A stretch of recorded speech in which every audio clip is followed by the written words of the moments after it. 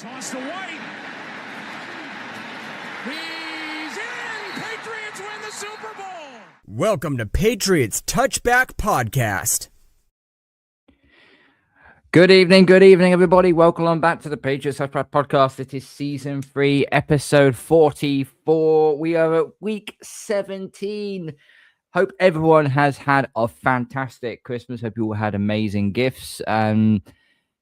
And I hope everyone who got pets merchandise, well, thank you for all that sent it over to us. Absolutely brilliant to see. Unfortunately, Kieran, I do have a bone to pick with you. That text message you sent on Christmas Day was a very, very cruel. So cruel, in fact, even my mum was in disgust about it. I won't say what it is because we might trigger our guest of honor. We got Anthony on from Gangrene UK, part of the New York Jets, UK and European fan base. And thank you so much for coming on, mate. Much appreciated. Make sure that you follow the link in the description below. Gangrene UK's link will be down there. Make sure you go click on that, give them a following, and give them a 5-star rating as well. And they do lots of amazing stuff as well. Make sure you smash the like button, Gronk spike the subscribe button, tell your friends, follow us on our social media platforms. So make sure you follow the podcast on Spotify and on Apple as well. And welcome to the Bubblegloop Swamp preview. Yes, we trek to our yearly holiday to the Meadow Lands in East Rutherford, New Jersey, to take on the New York Jets. Anthony, and you are our recipient. Recipient. Would you like to be called recipient or victim to come on today? Because you can go both. You can go both, guys. I'm easygoing, but I'm a big fan of spoiling seasons. I'll just say. Luckily, our game next week's a little bit bigger of a spoil. So this week, yeah, it's gonna be a good one, guys. It looks like it's gonna be snowing. We love a snow game, so hopefully it'll be entertaining at least. We've got no players left, so I think neither team have players. I think neither team have players. There are injury reports, which we'll get into later on the show. I want to first touch base on obviously the Jets season, how it's been. It's 3-12. It's not been particularly great. Aaron Glenn, we knew he had a tough job on his hands with what he had to work with. How do you think Aaron Glenn has done so far in his first stint? Right, this is a tough one. So I was on the fence with Glenn, even at the hiring. I hate this kind of concept of bringing in somebody because they were a great player. It doesn't mean that they're going to be a great coach. We've seen it many a times across the league with Andy across other sports. Now, I think he's proven certain things that he can do some things really well. I think he made some bad decisions at the beginning, maybe in his choices of coaches that were with him. He talks well. I mean, I was quite fortunate when they were in London to attend training camp and to sit in on his presses and the bits that you don't see. He's brilliant at. He is fantastic. Like, I'd run through a wall if he asked me to. But then it comes to game day and he seems to get caught up in it. I love the fact that he got rid of Wilkes. I mean, it's got to the point now where I would even take Belichick as a bloody defensive coordinator. And I hate that man. I think I hate him more than the actual team. We can never seem to get all three at the right time. We tend to always get a very good special teams coordinator. And then we have either a decent offense or a decent defense. We can never put it all together. And that, I mean, I've been a fan since 1999. So I've had a long time. I've had some good years. I've had some bad years. I mean, I literally my first season was when Mo Lewis took out Bledsoe. So I've seen bad seasons, trust me. But this season has felt awful because it shouldn't have been. Because on paper, we had a good squad of players. The only thing that we had against us was we had quite a difficult schedule. We had a rough start, then what should have been an easy spell, then a really rough start as well. And then yeah, I think Aaron Glenn, if he doesn't at least have a winning season next year, he won't get a third year, which is what the Jets are so guilty of. Every coach, we either leave them 1 year too long or cut them 1 year too early. And unfortunately, that is the recurring history of being a Jets fan right now. People blame ownership. They can blame everything they want, but ultimately it's just that thing of we've either been one season too late or one season too early. Apart from that Adam Gase era, which was just like the worst era. So I think Aaron Glenn, even though it's 3-12, it's one of those where you kind of go, it's okay because he's building something. So he always had a bye this season, which I hate saying because it shouldn't have been, but it is. His first experiment with Justin Fields hasn't worked. So then, yeah, Aaron Glenn, I think, is on a very, very short leash for the coming. I think even with Muji, I think he will have Aaron Glenn on a slightly short leash. They'll say they're working together, but I think there'll be some decisions that he doesn't get involved in because they don't know if he's going to be there. He might go 5 games into next season, if I'm honest.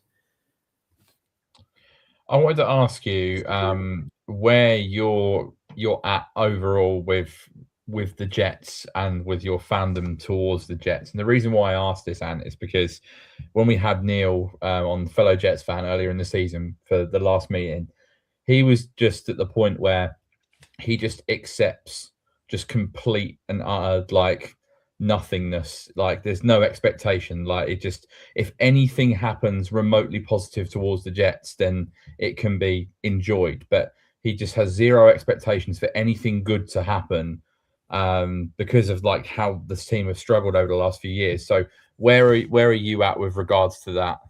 So I'm very different to a lot of Jets fans.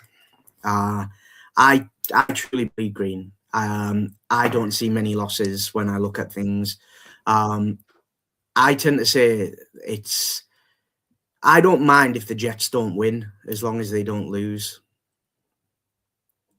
which some people get, some people don't. I don't mind if the better team beats us. It's when we play better than the other team and we give away a stupid penalty or something like that. My fandom is, I've got to the point now where I've been a Jets fan for long enough. I'm fortunate that I travel over a few times a year.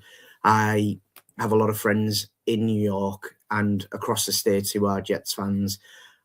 Our fan group is the biggest Jets group outside of the US. We're connected with 10 different countries. So I've got this, I want to call it a support group, where like my phone on a weekend is an international like Samaritan's line where we all chat football. And it's got to the point now where, yeah, it's on the field. It's a lot of it. It's hard to watch. I mean, I enjoy watching football. I watch high school on Fridays. I do college on Saturdays and NFL for the rest of the week. And then on the Wednesday, I'll watch a game that I maybe missed. So I will watch football pretty much every day. And the Jets are just a big part of that. So I don't think I'll ever not watch. It gets hard.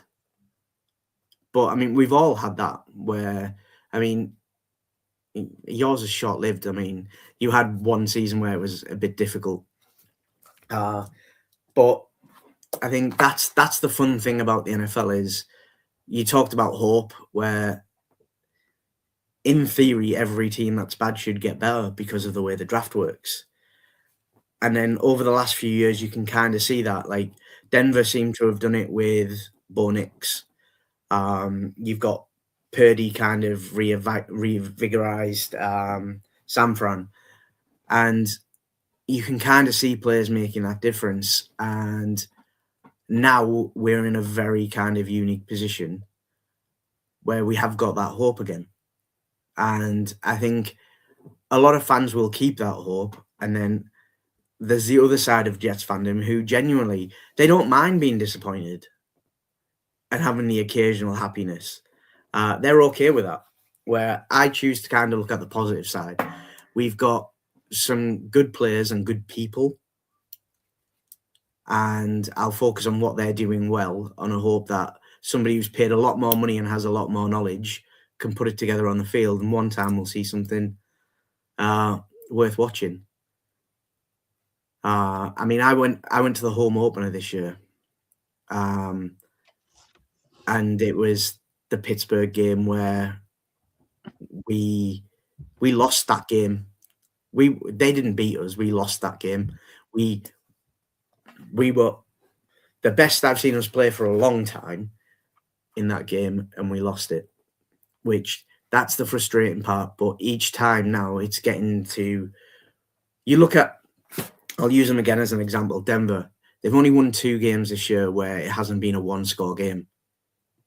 The Jets. I think we've got 7 of our games were one-score losses. So you look at those games, one player goes the other way. We're at 10 wins, which for most Jets fans, especially the ones who've only been around for 6-7 years, that would be the greatest thing they've ever seen in their lives. So, like, it's no thing we at the minute. Like, we are the worst performing team in American sport.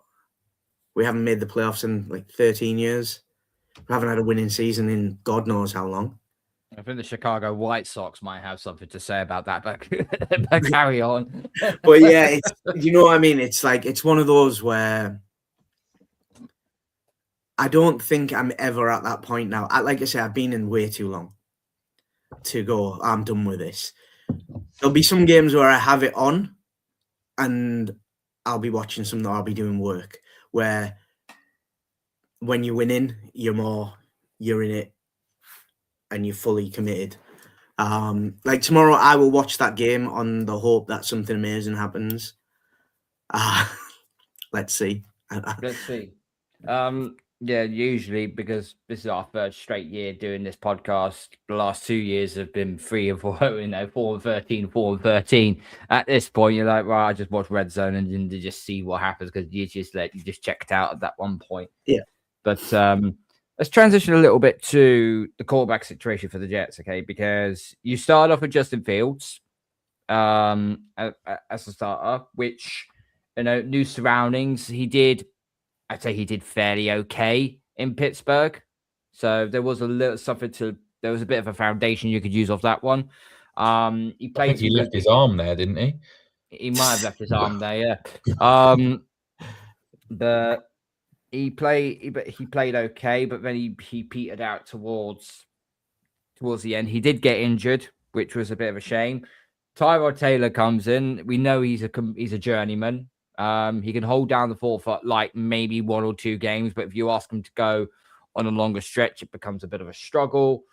Now he goes down injured, and now you've got Missouri Tigers quarterback Brady Cook, who, I'll be polite here. He's playing like he's a bit of fish out of water. He's an undrafted free agent. And he's playing like it as well. In 3 games, Brady Cook has 6 interceptions, 1 touchdown, 18 times sacked, and he's had 3 fumbles. Welcome to the NFL, kid. It's not easy. Yeah. I mean, Brady's had it tough because both of his first starts, he was down 14 points before he got the ball for the second time. So he's never not fully chased the game, which you guys will know that just from watching football. If you've got a young quarterback and they're chasing a game, they are going to throw more errant balls. I don't dislike Cook. I think he's got a solid foundation. He can move with the ball.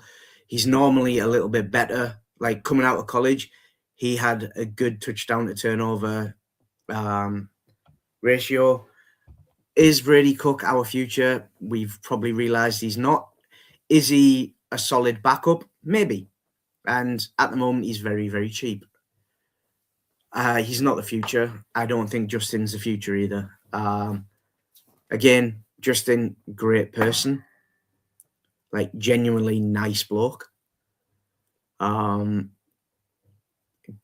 a lot of the tools needed to be a QB, but I just don't think his brain has got to that point where he can process the game to the speed it needs, which is why he kind of goes off.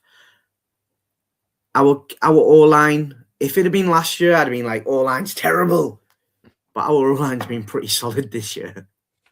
So, yeah, the future of the QB, if the right person falls to us wherever we're picking, which I think currently we're in 4th pick. If we say the Jets don't win another one, we need at least Giants, Vegas, and Cleveland to win to have a chance at getting top 2. Well, one of the Giants or the Raiders are going to win this week because they play each other. So but I'm a Jets fan, so looking at that, I'm going to go. They're going to get a tie. I mean that will be the microcosm of the NFL. Yeah, the way the NFL season's gone. That would just do it just to spite our draft pick. But there's a couple of players in this as a QB that I think we would have a look at, but I don't think any of them are day one starters. So the New York Jets, for me, should be in the market for a QB for 1 year that could maybe do what the Giants did of start them, kind of get it going, and then if they get injured or they go cold, bring in the rookie and just let them go. It'll be a Jetsy thing for you to do, to go for a quarterback to last you a year, not do very well again next year. You got Arch Manning sitting in the draft, and then he goes and does what Peyton did and said, I'm staying at Texas. I'm not going to the Jets. And what? Yeah, 100%. And that unfortunate thing is, right, this is not the only time it's happened. I mean, look at Bill took the job and then wrote on a napkin, yeah, do one, and came to New England. Like, things like this happen to the Jets. Now, there's loads of reasons why that could happen. But my issue with the QB for the Jets going forward is I don't want to sell the draft collateral of what we've got at the minute, where, we'll be honest, guys, the Jets have got more holes than a QB. Like, if you dropped in Patrick Mahomes into the Jets team, we still ain't making the playoffs. Like, I think we need a number 1 wide receiver. We need probably a number... Garrett Wilson. He's a number 2. Wilson. Garrett Wilson's a number 2. I think he's got a lack of effort in him. He doesn't sell routes that he's not receiving. His blocking is mediocre at best. I haven't seen, don't get me wrong, Garrett has got all the potential to be a number 1, but he's not performing like a number 1. I think the only position where we're fully set at the minute, 2, maybe tackles and tight end. I think we've got a stable of decent tight ends. Running backs, we've got a few decisions to make.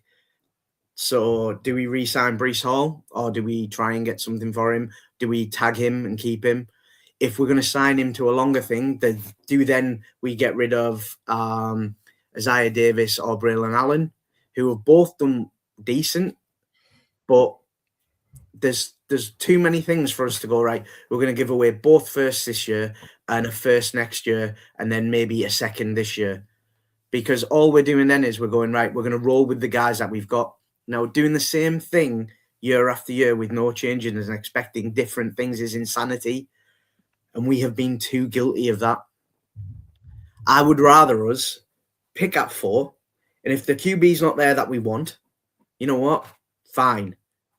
Take the best player that's on your board and take a risk on somebody later and then pick up. We're probably going to pick up somebody like a Kirk Cousins. Knowing our luck, we'll probably go for Matt Stafford. But Stafford we will go. Just let you know, Stafford will retire if the Rams win the Super Bowl. I think that's how it will go. Yeah, probably. I mean, knowing our luck, we'll probably go for Rivers. which would be even worse. Old man Rivers. But yeah, Tua would be a very Jets decision. Yeah, I mean, it's one of those where, like I say, the three teams above it, you've got to go. Like, the Giants probably don't need a QB. Cleveland shouldn't need a QB. They've got 7. They will. But they will take a QB, which then, do you go in and try and get Shador? Like, is he that bad? I don't know. Yeah. I'll be honest. Do you want my comparison on Shador is? Go for it. He's Trey Lance mind processing with Kenny Pickett physical tools. Yeah, all right.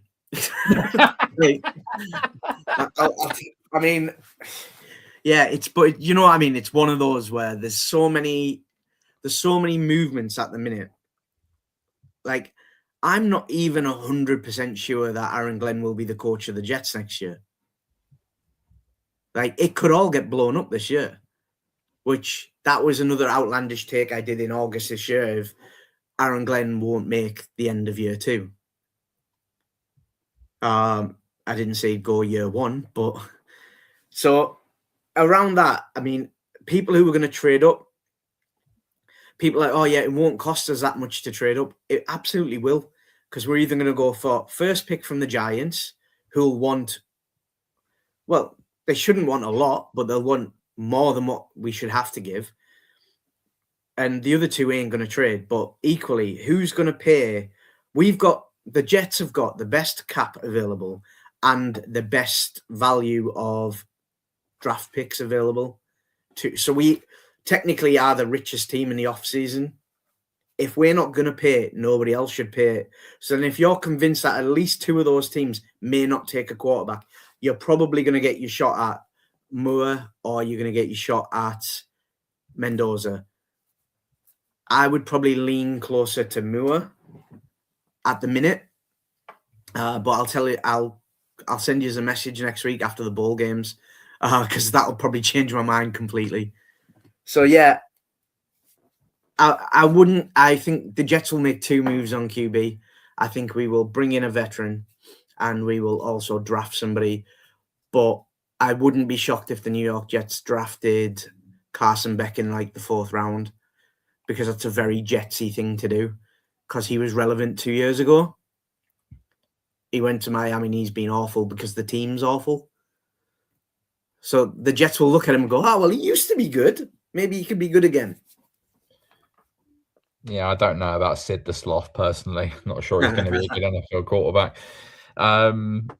It's actually a perfect segue for what you've been talking about there. I was going to sort of do a little game for you, and I have a thing on this show where I say, when we talk about other teams, and you know we've been guilty of this in the past as well, but bad franchises make bad decisions.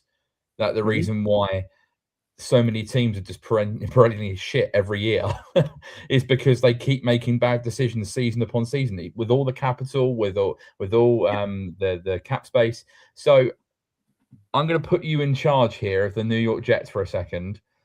I'm going to give you 3 decisions to make this off season. What are those 3 decisions that you think could have a nice impact to at least start to turn a corner?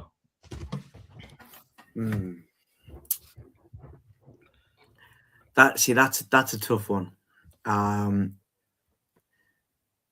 I would tag Breece Hall and trade him. Okay.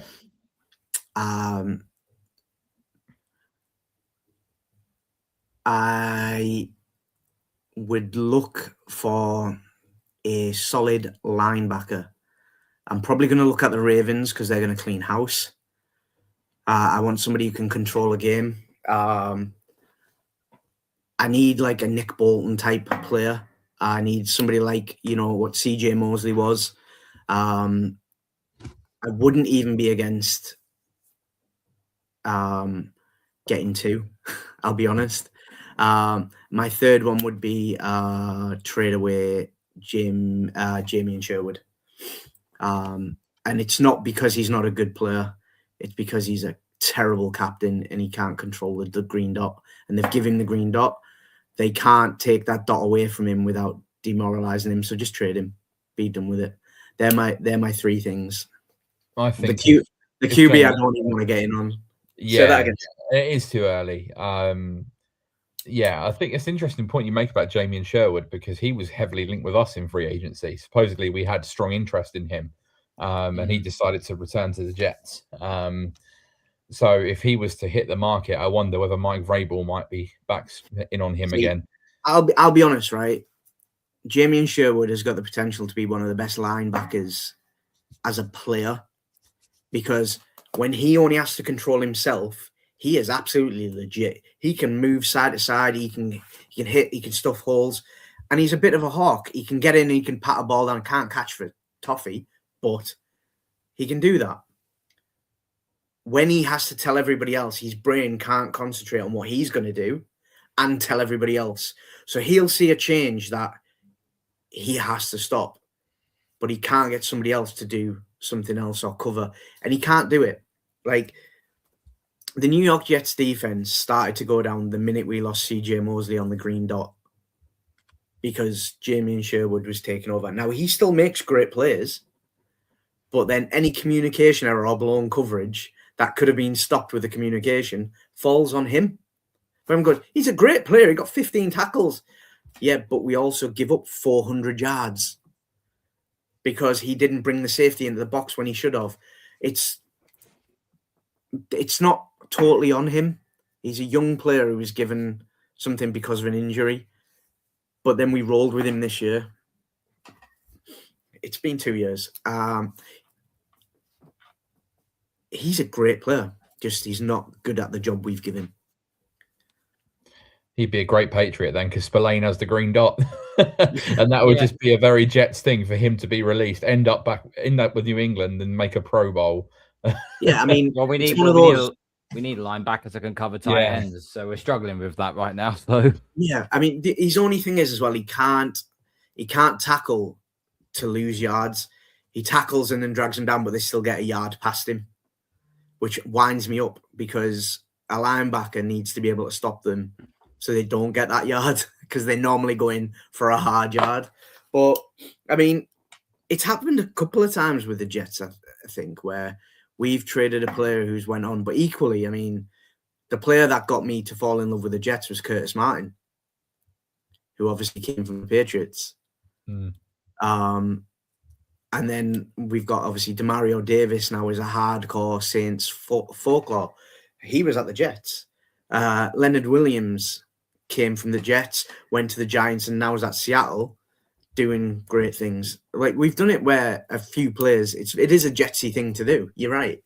I'm not under any illusion that we have made bad decisions, but we've also been responsible for getting probably the two biggest hauls for genuine wastes of space in history. I mean, we got so much for Jamal Adams, who was a psychopath. And then we have literally just traded Sauce to the Colts, which, as I mentioned off air, like I hate the Colts so much. And then he gets injured 2 games in. But Sauce, he's a stat padder. And I've said this his whole career.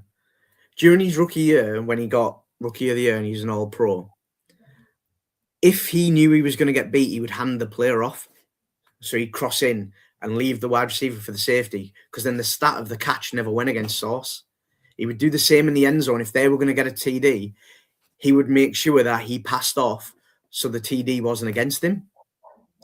And he did it for 2 years, and people are like, I don't know what you're talking about. And then when you watch it, and we sat there one game, and we just watched Sauce Gardner, and it was like, hang on, that was his man. And the minute he knows the play's coming, he hands off.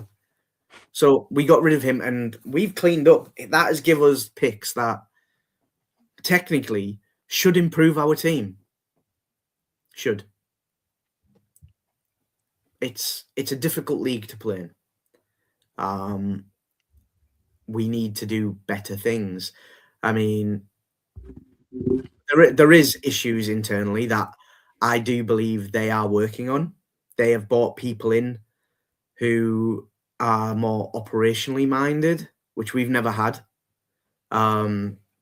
We've got people who actually help the GM now, who actually understand football and aren't just CEO board members type thing. So I think seeing them move Wilkes and kind of what they're doing internally, the way they're building things, this offseason is the most important because there's a lot of careers riding on it. It's not just the GM and the coaches. There's a head of player development. There's football operations. There's assistant GMs. All these people are all linked in. They've all been brought in. They've all been hired by professionals to avoid the fact that our owner's a psychopath who genuinely lets his son talk to him about players because of Madden ratings. So, yeah, I mean, we've had some strange things happen. I mean, you can't look at the Jets, right? The strange things that happened with us that are self-destructive are kind of like Deflategate and Spygate for you guys. Like, we all know they happened, but we don't like to admit that they happened. But the Jets get played out very publicly because it's New York. But it's part of the allure. I mean, I'm from Middlesbrough. I mean, I don't watch British football, but if I did, Middlesbrough are equally as tragic.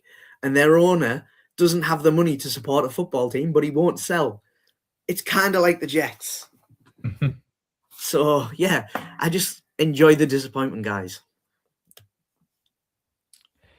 That's the life of being a Jets fan, unfortunately. But when it comes to us, it's a blessing every time we have to play you twice. But that's kind of the way how it's all gone about. I want to transition a little bit. Okay, so the Patriots right now set at 12-3. Even beyond mine and Kieran's imagination, we weren't expecting to be, having this many wins, looking this good. I know the uppity Schmitz out there keep banging on about the schedule. Yeah, okay, whoop-de-doo. Go back to 1999 then. What happened to the greatest show on turf? Was it a great team or did they have an easy schedule? Because I can literally shut that argument down right there. What have you made so far of the Pats? What have you made so far of Vrabel? What have you made so far of Drake Maye going into his second year? Drake Maye, I'll be honest, right? He's got longevity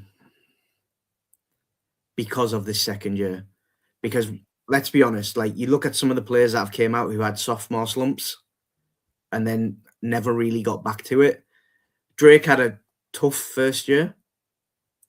And then this year, I mean, let's be honest, he's not lighting the world up.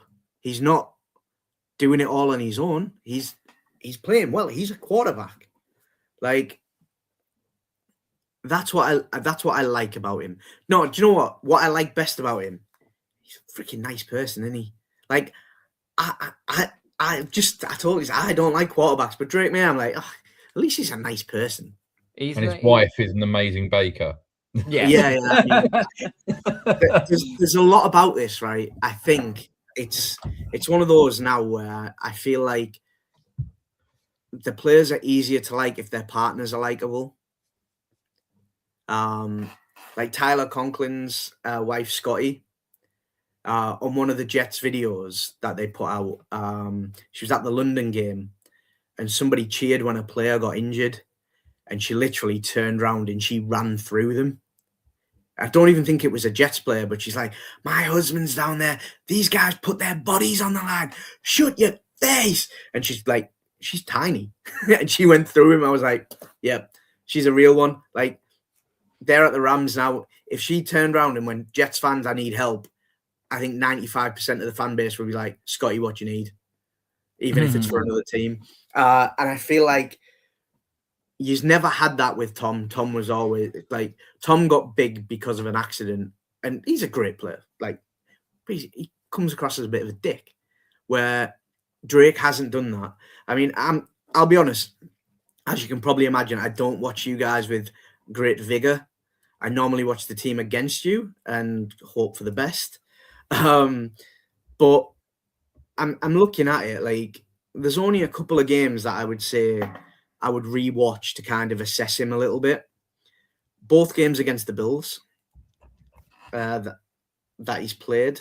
And I would want to see the Saints game again where he got his 3 touchdowns, 0 interceptions, just to see whether there was more to it than his ability. But I think you're on a solid. I think you've still got, like I said at the beginning, I think there's a few teams that have overachieved this year. And I think you guys will agree you've overachieved. Now, some of that might be scheduling, but at the end of the day, it's the NFL.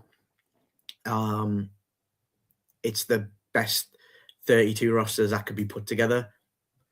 Well, 31 because the Colts are terrible. So I won't take that away from him. He's winning games. Will he do that again next year?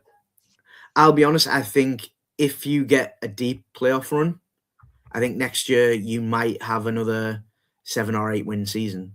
But it won't be down to Drake Maye. It'll just be the fact that maybe you don't have the collateral to get the weapons that you need to keep progressing. But equally, it's New England, and you have been pretty resilient over the years. But you must be kind of happy at the minute with what you guys are getting out of him this year. And it's that hope again. Like, you want to hope that he takes you a bit further and then hope he can do it again next year. We know it doesn't always happen that way. I mean, I'm struggling to kind of go for a season where 2 QBs have had like 3 seasons back to back where it's amazing. Like, we've had 2 seasons, like Pat Mahomes did it, Tom Brady's did it, like where they've been absolute world killers for 2 years. But then it's very rare that you get more than that. So it'll be an interesting one to see. But I think it's kind of, it's put the league on notice on how to treat quarterbacks,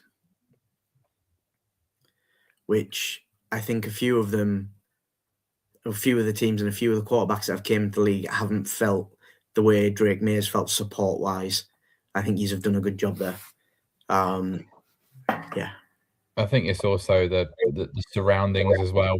It's not just Drake Maye taking a second-year leap. It's working under Josh McDaniels, who, was the architect for the Brady offense for so many years, one of the best offensive coordinators of his generation, one of the best play callers. He's working under an outstanding head coach in Mike Vrabel, who we know Tennessee are regretting that decision. That was a ludicrous decision to let him go. And he's had a year off, come to us, and in his first season, taking us to the playoffs and potentially a division title, and maybe even further. Who knows? So I think it's a combination of different things, but also like investing in the offensive line. Our O-line isn't going to tear up any trees. Like, it's not one of the best O-lines in the league by any stretch, but just a damn sight better than what it was last year. On that O-line from last season. Onwenu's the only remaining starter from that absolute garbage line we had last year. And they've put pieces around him. They've given him a legit running back in Travion Henderson. They've drafted Kyle Williams. They've given him a veteran, reliable receiver in Stephon Diggs. They've added another one with Matt Collins. So we've just added pieces around Drake, both on and off the field, and we now see him take that next step because the surroundings are right. And I think so many teams fail to do that when it comes to putting in young quarterbacks. The only one I think that has really disappointed, considering the surroundings, is JJ McCarthy. You've got a great O-line, you've got great weapons, an outstanding head coach, and the guy's shit. So just but equally, you've kind of got to look at JJ and go, this year, although it's his first year. He's coming back from an awful injury that has flawed some absolutely superstar quarterbacks for more than a year. So I think JJ, again, they're not going to give him it, but he deserves a bye this year because he's coming back from injury. He should be playing better than what he is, let's be honest. But, yeah, he's not. The thing is, when JJ McCarthy got drafted, he got drafted to Minnesota. I said on the because I'm part of another company called Hurdle the Line, which is under the Sleep at Work umbrella, and I basically said the perfect position for him to be in would be to go to Minnesota because they'll have everything with the line, the running game, the receivers, the coach. He's got everything there. All he's got to do is just play the system. Yep. and he struggled to play the system. And I'm concerned now because I'm a Michigan fan. I'm a Wolverines fan. So I know JJ McCarthy from college. Jim Harbaugh relied on the running game and our defense. That was it. That's how we won the championship. We just ran and ran and ran. We used Blake Corum. We used Donovan Edwards to just run the ball down people's throats, and they couldn't stop us. If you couldn't stop us, we're going to continue to keep on going. And and that's why I said JJ McCarthy, he's projected to be a first rounder on the basis that he won the national championship. I reckon if he didn't win it, he would have gone to the second or the third round. And then I think you'd have to give him slightly the benefit of the doubt. But because he's a first rounder, there's a lot of pressure on his shoulders. And that's the thing, like, it's kind of like the MVP thing of QBs do get it slightly skewed. Like, a QB will be MVP, which, let's face it, we all know it's probably not always the MVP that is. But it's the same as if you're drafted in the first round, you should be Tom Brady 5 years in instantly. It's ridiculous. Like, it's moving into a level where it's just like they're getting such a hard start in it. I understand why they're all staying in college for their extra years. I mean, they're getting paid now, and they can do that game pretty well. But I think it was I watched a video the other day, and it was an older QB talking about what the struggle is and about them reading defenses. And it's like, well, in college, you don't really have to read the defense. But then in the NFL, everything you know about a defense is hidden because they mask it. They change it last second. So if you try to read the defense, you can't read your routes because you're too busy focusing on what they're doing that you can't get everything. It's a lot. So a lot of it is just down to their natural talent of being able to spot the game. But we could argue again that, like, let's look when Lamar was coming into the league and everyone went, oh yeah, he's going to be absolutely terrible. He's a running back. He's not a quarterback. And he's like a 2 or 3 time MVP who, if I'm being honest, I wouldn't be surprised if he's on a trade deal this year because I think they're going to sack their coach, probably sack their GM, and they'll do a complete reset. I wouldn't even be shocked if they do a trade where Joe Burrow ends up at them. And yeah, it'll all be a divisional shakeup. This offseason is going to be mental. I think Tua will end up somewhere like Pittsburgh. It's going to be awful. I would 100% trade. I would 100% trade Lamar Jackson for Joe Burrow. That might be a controversial opinion. I'm quite anti Lamar, but I just think when it's all said and done, if you need someone to put the team on the back and actually throw their team to a victory, if you like, and keep up in a big game and make big time throws and put points on the board, I would trust Joe Burrow to do that more than Lamar Jackson. 100%. I mean, I my first game in the US was 2019, and one of my mates is a Ravens fan. So we went to Ravens-Titans in the divisional game. Mm-hmm. And it was incredible to watch. And then equally as incredible to watch Lamar absolutely just lose his head. Like, that team was poised. They should have went on to win the Super Bowl. They were a great team all season. And then it comes against that Titans team, and he was just choking every time he got the ball. Like, you could hear him, like, choking. It was like, it was horrific. I've never heard a stadium go so quiet. Interestingly, I have seen rumors that Miami are very heavily linked with Lamar Jackson with a potential trade. So he would be coming into our division, which would really spice things up. Well, you beat them this year. I think we give them a good game. Like last time we played them. I don't think Lamar's unstoppable. Like you say, if you went to me, I'll pick one of the top 4 QBs to go against where you think you can beat them as a QB, I would take Lamar over Pat Mahomes, Josh Allen, or trying to think of a third one. We'll say Joe Burrow. I can't go other ways. Yeah, I mean, but equally, you can see teams that can do well with a half decent QB. because Lamar is a half decent QB. He plays extremely well at times. I think Dak's a pretty decent QB. He saved me this year in fantasy because I was that guy that in my dynasty league picked up JJ McCarthy. So yeah, I had to call an audible and get Dak Prescott, who I just wish we could get a player that was half decent, just constant. I'm not asking for a world beater. I'm just asking for somebody that can make a 20-yard pass and not crap the bed every time. It doesn't even have to be 20. I'd take 17. A solid sort of bridge stopgap just to tick you over. Do you know what? I don't think you've had that since Ryan Fitzpatrick, and I think he didn't get his flowers. I thought he'd done a magnificent job in that situation. He did great, and that, like, we've said this for a few years now, that I mean, like we say, on paper the Jets as players are not a bad team.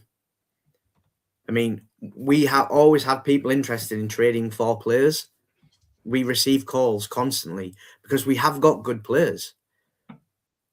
But for some reason, we just can't put it all on the field because we're missing something. So if we get a half-decent quarterback, I think we'll be somewhere. I mean, I'm not saying we're going to go out and turn the league over. Like that, if we did that, it'd be a 1-year thing. And I would rather do it where we were like, we built up to it and then we had a little bit of dominance. Like, I don't think I could handle going from bottom dweller to winner to go back to the bottom. That would be brutal. And like, you don't know what that feels like. Old Pats fans do. Back when you were irrelevant, like in the 90s. It's like, 80s. Yeah. But it's like, but it's one where I don't know. It's like I say, I've seen pretty much every team in our division play at least once, and on paper we're all very, very close. I mean, I don't rate Josh Allen. I think Josh Allen is behind a great coach and some very, very special players. Now, he is a good quarterback, but he is like Lamar. He talks in big games. But the fans in Buffalo, like, he could genuinely burn the stadium down and they'd still think he was a hero. The thing with Josh Allen is that he's approaching Dan Marino levels where he's such a good quarterback, but not been able to win a Super Bowl. He's approaching that sort of level of territory. Yeah, and it's one of those that if Josh Allen doesn't win a Super Bowl, could he make the Hall of Fame? Because there's no doubt he's changed the trajectory of Buffalo, but they would then probably have 2 QBs in the Hall that neither of them won a Super Bowl. And it's just bizarre. Like, Dan Marino was unlucky not to win them, but Josh is actively choked. Yeah. Well, and he's got how many more chances do they have? Well, he's got no excuses this year because there's no Mahomes, there's no Burrow, and there's probably after they lose to the Packers tonight, they will have no Lamar Jackson either. Who's his biggest competition? Is it Bo Nix? Is it Drake May? Justin Herbert, CJ Stroud, old ass man Aaron Rodgers. Who is it going to be? Like Justin Herbert, I mean, you can see that tonight, is not the guy. I wouldn't be shocked if Harborough trades for JJ, sits in behind Herbert and then ships Herbert out. I would take Herbert because he's better than what we've ever had. Yeah. But he's not. I would struggle to put him in the top 5. Well, just to quickly let you know, because the Chargers Houston game is going on currently right now, and Justin Herbert is getting 100%. It's just that bad. I'm not surprised because the Chargers are the injured reserve of the NFL, and they don't have an O-line, and they're playing one of the best defenses and pass rushes in the NFL. So no wonder they're getting battered at the moment. He's been sacked twice already. He's been sacked 51 times this season, and he's got a broken left hand as well. And CJ Stroud is. CJ Stroud got Madison Beer, so he's all right. Yeah. Swings and roundabouts, you can't have it all. The problem is we need the Chargers to win, because otherwise, if the Chargers win, Denver win the AFC West. And therefore, it's the Chargers won't put out their starting team next week. They'll probably rest up Herbert. They'll probably rest up a load of their players for the wildcard weekend. So we really need wouldn't this also as well, Karl, if the Texans win and we keep the 2 seed, wouldn't that then mean we play the Chargers in the playoffs? Because the Texans would leapfrog them, right? Yeah, that'd be correct. Currently, yous have got Houston. Yeah. Well, obviously, that's without games tonight. Yeah. Because I kind of think about it now, Kieran, and we'll have a bit more of a deep dive on this in the review show. Was people say we need the first seed? We need the first seed. Yeah, the first seed gets you the bye. It gets you a little bit of resting time for the players. But if you want to look at it more tactically, you would probably want the second seed, and I'll explain why. If the company stands right now, Texas are winning. Let's say the Chargers get the 7th seed. Chargers have to come to New England. How have they done in the freezing cold? Oh, that's right, not very well. So they're going to struggle there, which means you probably have the Bills playing the Steelers. The Bills will probably slap them up. They'll go up to Mile High to face Denver, which means we'll face the winner of either the Texans or the Jags. So as it stands at the minute, it's Jags, Buffalo playing in Florida, and then LA in Pitt, and then you've got Houston. But those wins would flip it. And if we're honest, looking at that now, when I'm looking at it just on a black and white, Denver, New England, Houston, Jacksonville, Buffalo, Pittsburgh, Chargers, there's only you and Denver that aren't probably likely to choke, where you might get beat off a better team on the day, but you're not going to choke it. Where I look at it and go, Jacksonville, Buffalo, Jags are hot right now, but Buffalo could choke that, especially in Florida, because obviously they depend on playing in Buffalo in the cold. Pittsburgh, LA, I mean, come on. That'd be the dullest game of the weekend. The Steelers might actually win a playoff game for the first time in 10 years. But either team there, you could, if whichever team got beat there, you would go to it, but I was expecting that. You couldn't go into that and go full confidence. That team's going to trounce them. So that could go either way. Same as Jacksonville. And then Houston, it's that thing of if it was Houston that you played, how are they going to do come into New England when it's going to be cold? Defenses travel. That's the term of phrase to always use. And their defense is scarily good. I don't even think I think Will Campbell will have his hands full. Will Anderson is Will back? Is he? Because I know he's eligible to return off IR next week. I'm going to be serious right now. I don't think we'll see him now till bare minimum wildcard weekend. I mean, you would kind of hope not, just to keep him. Yeah. I mean, I loved him at LSU. Right. Great player. Right. I hate it when teams get college players that I really like, because you don't automatically dislike the player, even when they go to a rival team in the division. He's still a great player. Okay, let's get into our prediction then for this game. DJ and Nick have just texted me. They have given us they're giving us their picks. Nick's gone for New England to win 2013. DJ has decided to now jump on the positivity train, thank God, and has gone 28-13 Patriots. So well done to him. And you are our guest of honor. Now, here's the question. Are you going to be sensible, or are you going are you going to be Homer in this instance? I think it's going to be a very, very interesting game. 21-19 to New England. You'll beat us on a walk-off field goal. Fucking hell, that is very low scoring. I don't like that at all. Considering the spread is on the screen, it's minus 13.5. Yeah, And but that's with all of the injuries. I'm taking the snow into account. I mean, it probably helps us that you won't throw the ball because we've got nobody that can catch on defense. Well, we got no receivers to throw to, so guess what? We're going to be running the ball, Jay. Yeah. At least then we can just flood the box and just see what happens. Yeah. It could end up being like a 6-3 game, but yeah.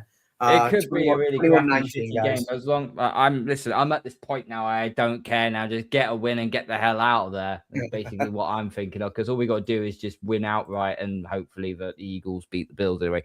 Delusional Patriots fan says that the EIR and concussions, what wide receiver needs to step up the most? Kyle Williams. I think, Kyle Williams. I think Kyle Williams has to step up for this one because I think your top three receivers are going to be Diggs, Kyle Williams, Douglas. We're only going to have 4 receivers active because there's been nobody called up from the practice squad. Jeremiah Webb is at the He's not been called up. Mm. They've already announced the practice squad elevations and there was no receiver on the list. But Jeremiah Farms, defensive tackle, has been called up. So yeah, I mean, in theory, for you guys to win, all you have to do is do what Jacksonville did and play tight ends doing shallow crossing routes. Because I've just told you, our linebackers don't talk to each other. So there's a massive hole in the middle. That's all he has to do. Like, this has been a thing for 2 years. All you have to do is shallow cross with a tight end, do a little rub route. The 2 linebackers are out the way. The safeties are covering the cornerbacks that can't catch or defend. So you've got this big hole in the middle. Just take advantage. Like, it's not rocket science. Jacksonville absolutely decimated that defense, and it got the DC fired because it was that bad.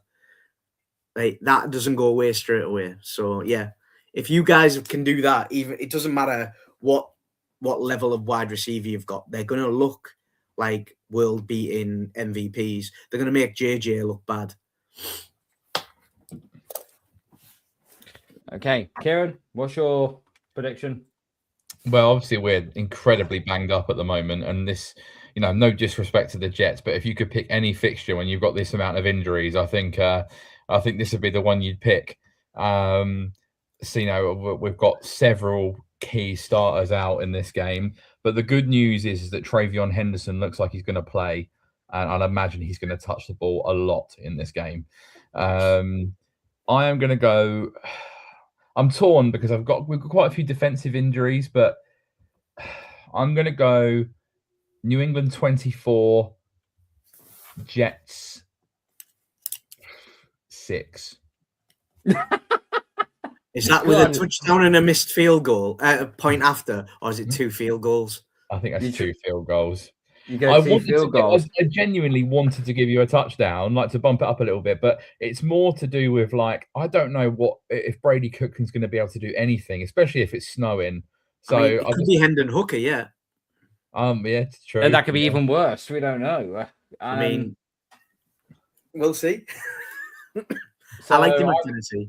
I will say this. I know I've predicted a reasonably big margin of victory. The spread's 13.5. Would it totally shock me if you covered the spread? Absolutely not. It wouldn't cost me at all. I actually think 13.5 is quite generous. If you're backing spreads on your betting this weekend, I don't hate the Jets plus 13.5. No. It's one of those where we've only lost 2 games, I think, where we've been beat by double digits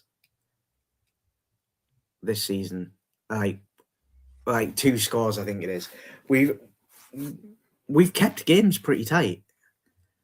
It's just we don't keep the games we should. Like when we're playing an absolutely battered New England team at home, last game of the season, when you've raised season ticket prices, we should do something. Make a stand. Like even if we, like I say, if we get beat because you're the better team, I don't mind losing. But if we chalk it, I can't take that, guys. You know what, Carl? I'm gonna change mine. I'm gonna go 24-13. I will give them a touchdown on top of the 2 field goals because I just talked myself into them covering the spread. So no, you're not. Yeah. So you've got 24-13. So let me guess. That's a Breece Hall touchdown, then, isn't it? Yeah, a Breece Hall touchdown, couple of Nick Folk field goals. I'll be settled with that. I agree with you, Carl. Just get in there, win the game, and get out again. I think that's how we need to approach it. and Okay, just so I make sure might have nobody else gets banged up for the postseason. That's the most important thing. Okay, so I might have dug myself a hole in this one. Then I've gone for 30-16 New England. I've got us covering. I have got us covering. The thing is, though, if yes, the injuries are so bad, but is Drake May still available? Yes. Is the line going to help him? Yes, because Will McDonald is out. That's your main pass rusher. So maybe. Hopefully this this tone deaf motherfucker here actually has a good chance of actually protecting Drake this time round. Sorry, if you don't know who that is, and that's Vidarian Lowe in colander form. Just to be precise, because everything just goes through him. Anyway, right. We've done our predictions. Now let's get on to our Blazing Six. It's week 17. Well done for last week, Kieran, because you and I actually done really well. Obviously, Tom from Ravens Across the Pond actually completely trounced us, although he got a scratch on the Panthers game. He got 11 out of a possible 12 points. I managed to get 9, I think was the point. Yeah, I got 9 points. You got 5.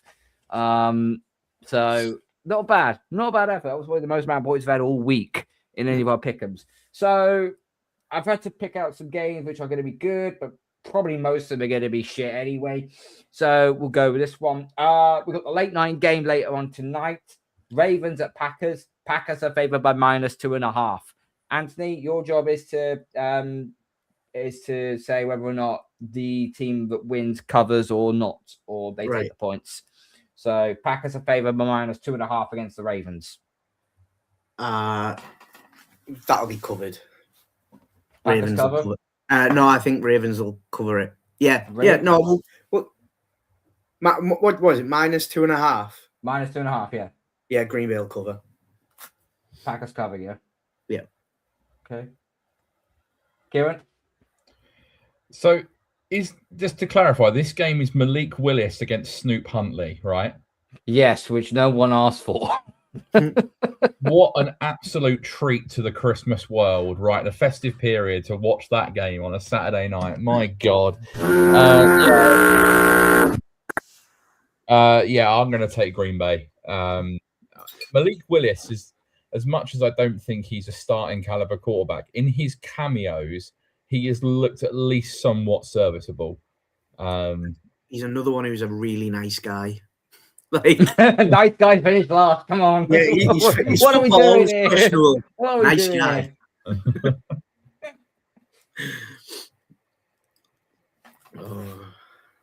Yes, Kieran, what are you going for? Sorry. Yeah, Packers. Packers cover. Yeah. Okay. I think the Ravens O-line is going to get absolutely gashed tonight. I know Parsons is out, but still.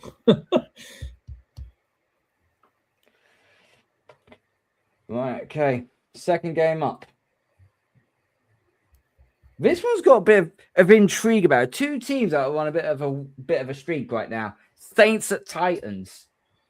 Saints are favored of -2.5.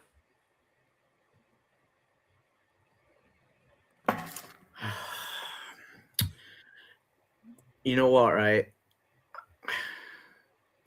A lot of my friends are Saints fans, but Tennessee. The Saints are going to run out of luck. They were awful against us. So, yeah, Tennessee to cover. Good Tennessee. Christ, Tennessee, the underdogs on that one. Okay.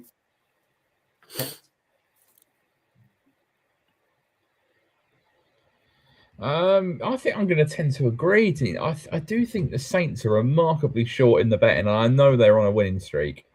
And to be fair, they've stabilised pretty well, and Shuck has played a lot better than what I perhaps expected. But I don't know, Tennessee, I thought they were frisky against San Francisco. They smashed and blew the doors off the Chiefs last week, which I know they had bloody whatever his name was, Aludican or Olodicon, whatever his name is at quarterback. We all boldly called a Titans win last week on the podcast for like the first time ever. We said it probably the first time in history that 3 people in one space have called a Titans victory. So, yeah, do you know what? I'm going to take Tennessee again at home against the Saints. Why not? Bit of momentum. Cam Ward's playing well. Defense has stepped up in recent weeks. And, yeah, go on, give me Tennessee. I'm going with the Saints to cover. I think Tyler Shuck has started to get really going now. He's actually playing as a top 10 quarterback in the NFL over his last 4 or 5 games. I think now he's actually playing really well. Yeah, but one of those games is against the Jets. Anybody can be a top 10 quarterback. A win is a win at the end of the day. You can take everything you get. Okay, next up, the Seahawks at the Panthers. Seahawks are favored by -7. Seahawks to cover.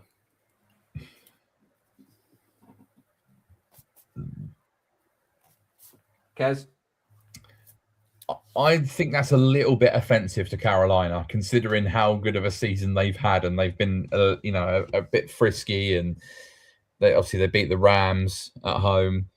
I do think Seattle will win the game, but I think Carolina will keep it under a score. I think -7 seems way too big for Seattle on the road. Bearing in mind their home road splits are really different as well. It's the kind of game where Sam Darnold might, have a little bit of a wobble as well. So, yeah, I'll take Carolina to cover, but Seattle to win. He's also returning to Carolina. Yeah. After they quit. I think that's a bit like he does get a bit of Viper in him that way around. Yeah. Just in case I can talk you around again. I got to see the out with you earlier. I always try and label up games because I go jump on that Sports Network TSS Sundays Fantasy. I do, and I always try and measure out what games could be upset alerts. This is one of my upset alerts. I've got Panthers covering. I've got Panthers on the hook. Interesting. I mean, like you said, they are playing well. Like, it could happen. It's Sam we trust. If the Panthers win, that's it. The NFC South is done. Unless I think it's done. Is it done? Well, they've got a 1-game lead over the Bucks. They'll have a 2-game lead if they win. If the Bucks beat the Dolphins, which I assume they're going to. Don't worry, it's not on this list, by the way. Then, Panthers got to win out. They've got to win their last 2. Yeah. So they could afford to take the loss here, but then they've got to win in Tampa. We'll see. That has to be a prime time. That's going to be a great game. Yeah. That's the game everybody's watching next week. It should be. But the Chargers just forced Houston to punt, so we never know. Right. But next game up. One of 2 shit games. This is probably the lesser of the 2 shit games. Steelers at Browns. Steelers are favored by -3.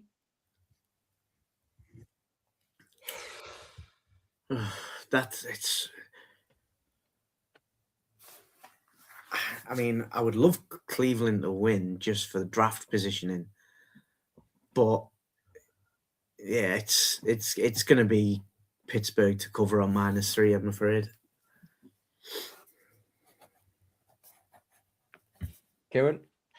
Yeah, I tend to agree. I mean, I don't even know who's going to be playing receiver for the Steelers this week because DK Metcalf decided to, turn into Jake Paul.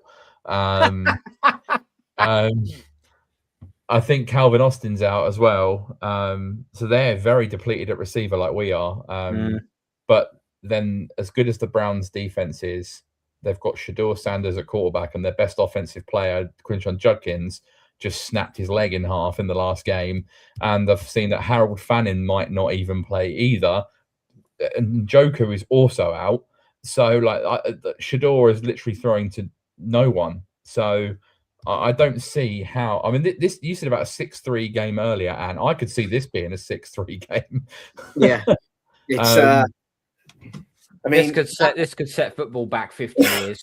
Yes, it's going to be that type of game, and it's going to be pound and pound, nobody going anywhere, and then something mad will happen, and it'll be a 1-score win. Yeah.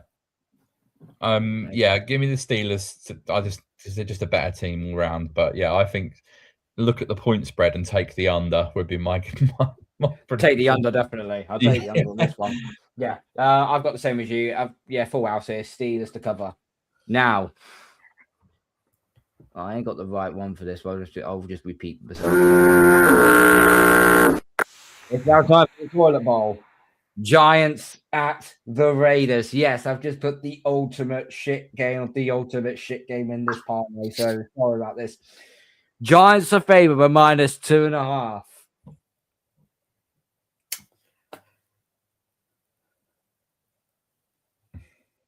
I'm looking at it. I'm like, -2.5's almost disgusting. Like, that's making out that either of these teams could score 3 points. Don't want to bother? I mean, I joked earlier that I've got a feeling this could be a tie, and I think most of the game it will be tied. And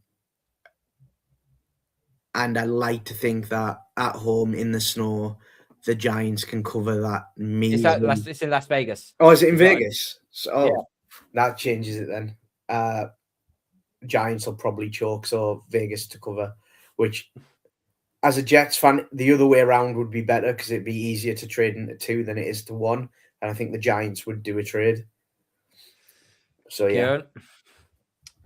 Yeah, they're currently playing a game of who wants to win the least, I think, because they seem to be like ruling players out left, right, and center. Like obviously Crosby has been shut down against his will, which I think is a very interesting storyline heading into the offseason. Apparently he's going in for knee surgery. Apparently. Yeah, I don't know. I mean, he was not very happy about that and does not want them to tank for the number 1 overall pick. I put it down to 2 things this game. One is the Giants do not need the number 1 overall pick. I think they could pick up 2, 3, 4 and still be absolutely fine. Because I don't think they need to take a quarterback personally. I think you will see Jackson Dart. I think he's shown flashes this year, but I think since Scatterboo's been down, since Neighbours has gone, and other surrounding players have gone down, and the fact that their interim head coach is basically played himself out of a job next year, I think they'll ascend with the right surroundings again. So I put it down to the fact they don't need to win, don't need to get the number 1 overall pick, whereas the Raiders do. They need a quarterback. Geno Smith is done. Like, he's so bad. And I just think that obviously they have the quarterback advantage. I think Dart is miles better than Geno Smith. So I think when all's said and done, I'm going to take the Giants because I think the Raiders are purposely trying to get the number 1 overall pick. That was actually a really good breakdown, Kieren. Thank you. I'm sat there like that now going, I mean, the Max Crosby thing, when is he never upset though? Let's be honest. I mean, the guy is a perennial Raider because he just hates everything. But yeah, you made kind of a legit thing there. Like, that's why I was saying, like, if the Giants get out into second, it'll be easy for us to trade back and give them like a 2nd round pick and a first next year, because they can still get what they need at 4, and they get an extra pick in the 2nd round. Whereas I think if we had to trade into first, because of the people will want to trade up, that becomes a little bit more pricey. So I think if you look at that Giants team next year with what they've got coming back, if they get the head coaching hire right, and say, for example, they trade back and acquire some more capital, but they draft someone like a Jordan Tyson, like a Carnell Tate, put them opposite Malik Neighbours with Wan'Dale Robinson in the slot, Theo Johnson tight end, Dart, Scatterboo, decent enough O-line. Honestly, that's a turnaround team next year. I think Dart is just playing. He's just struggling because of what's around him at the moment, and the fact that he's getting back in the head every week. Yeah, he just needs his best mate with him, and he'll be fine. Yeah. I mean, they could end up with Josh McDaniels as a head coach. Just saying. I don't think Josh is going anywhere. Nah. I think he's learned his lesson now. I think he knows now. He's a coordinator and not a head coach. Yeah, he's done that Eric the enemy thing, and he he's done the Eric the enemy thing. Yeah, he has. Know your place, mate. Right, I've got the Giants to cover on that as well. I was just going to go for the tie for shits and giggles, but the problem is, though, the Raiders put players out saying, oh, no, they're being put on injured reserve, they're out for the rest of the season. And then literally 5 minutes later, the Giants then put another 3 players on their on injured reserve, they're out for the season. They're trying to out-tank each other here. It's getting silly. It's getting really silly now. Oh, that's Herbert dead. I should have probably had that on a second game, but I've got college on. Right, we'll leave the last game, best game till last. Eagles at Bills. The Bills are favored by -1. It's come down a little bit. They were -2.5 to start the week. It's now -1. And that is because Lane Johnson is back, which is their best tackle. And Jalen Carter, their best edge rusher, is back as well. Is Jalen Carter edge or defensive tackle? He's defensive tackle. Defensive tackle, yeah. He's defensive tackle. So got their best defensive tackle back. Where are you going for this one then? I'm going to take Philly to cover. Only because I want Buffalo going into their last game at Highmark against us, where they're like on a bit of a losing downer. Because nothing would make me happier than that. That would be my Super Bowl this year, for the Jets to win the last league game at Highmark Stadium against Buffalo. That's all I want for Christmas. Also, the caveat to that is that if we beat you tomorrow, we lock up the division. So then they have nothing to play for in week 18 either. No, the only thing they've got to play for is the fact it's their last season game. It's their last game at Highmark. It's their last game at Highmark Stadium. And they love that stadium. I was there in week 3 for Bills Dolphins, and they love it. Like, it's surreal. Yeah, then next year they're paying rent to Tottenham Hotspur to use their metal gear. Anyway, so Kev, what are you going for this one?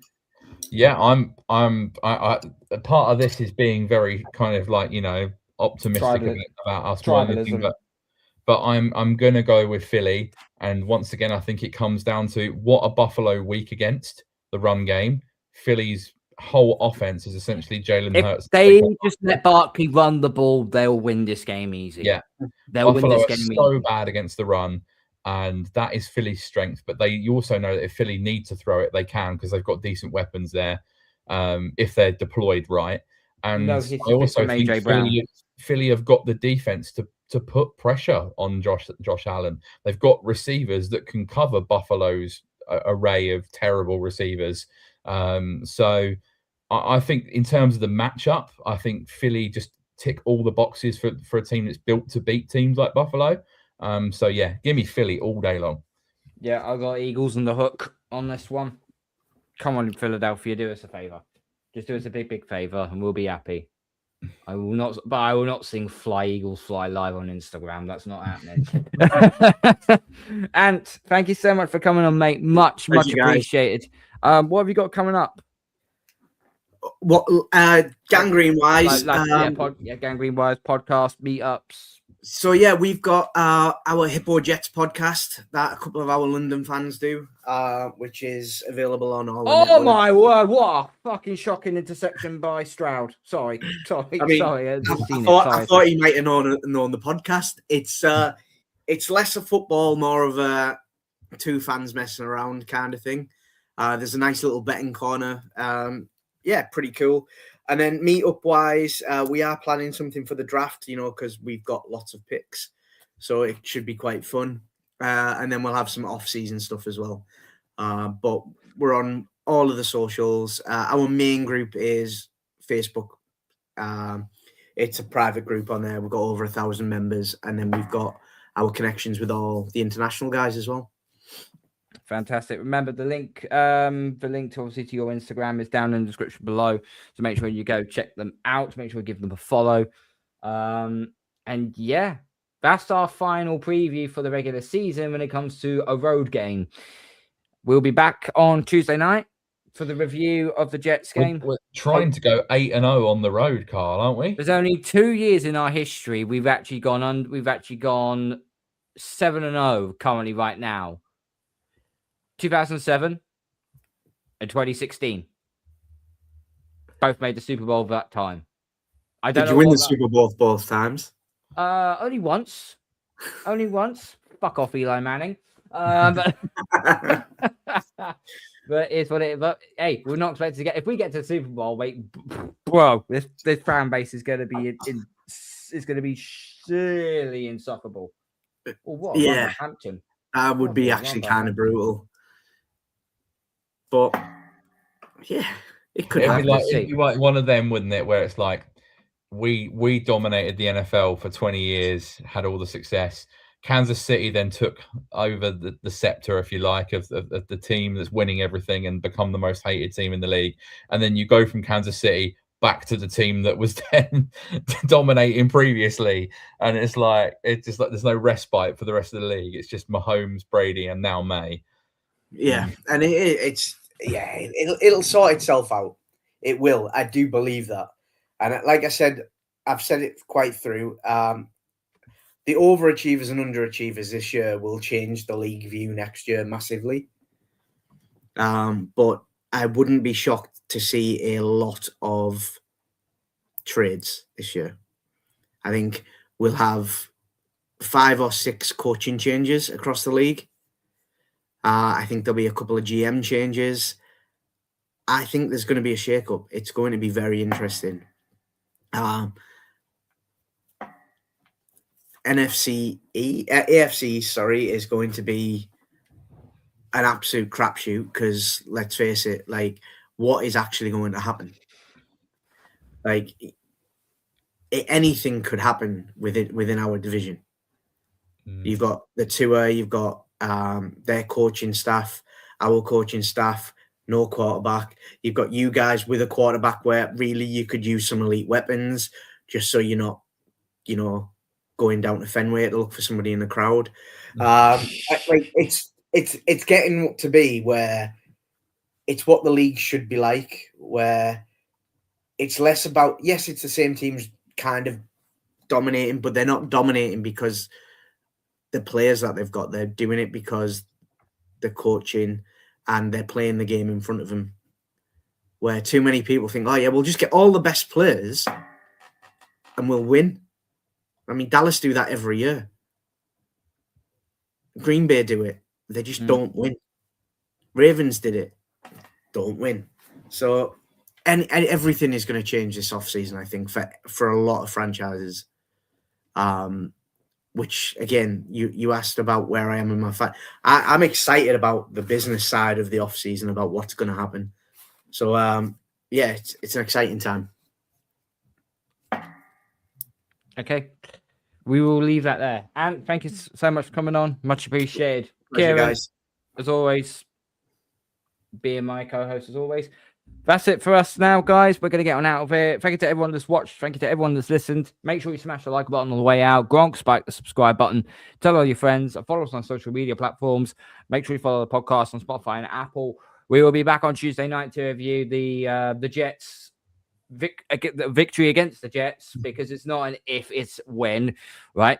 Yeah, then we can build up towards the final game of the season at home to them Cantuna. So thanks to me, thanks to Kim, thanks to Ant. Good night. God bless. Go Patriots. We all we got. We all we need. Pats on 3, 1, 2, 3, Pats.